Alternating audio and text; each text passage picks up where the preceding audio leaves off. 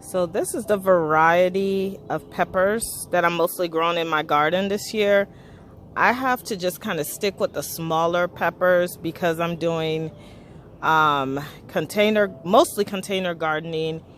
And the smaller ones tend to do better in containers than the big sweet peppers. So this one is from Baker Creek. It's Pippin's Golden Honey. And this is kind of my first year being truly successful at growing peppers from seeds. I started these peppers, this one. So they're about 8-9 weeks old. No, they're about 8 weeks old. I started them back in April. We're at the end of May, so somewhere in the beginning of April under some grow lights in my home, and they went through the whole process of being hardening off.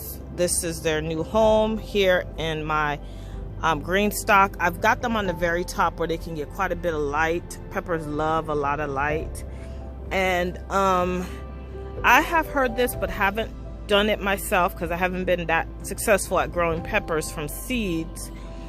It's a topping off process. Some people call it pruning, some say just top it off, where if you just cut off the top, it will start to bush out and you will have a fuller pepper and maybe more fruit.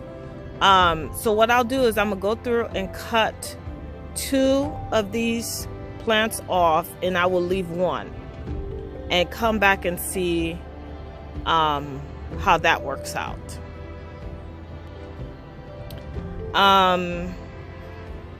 What I have found in my research is that you want to leave at least 7, anywhere from 5 to 7 leaves, because we're not trying to kill off this plant. So right about here is good. I think this is 3 right here. There's 3 here.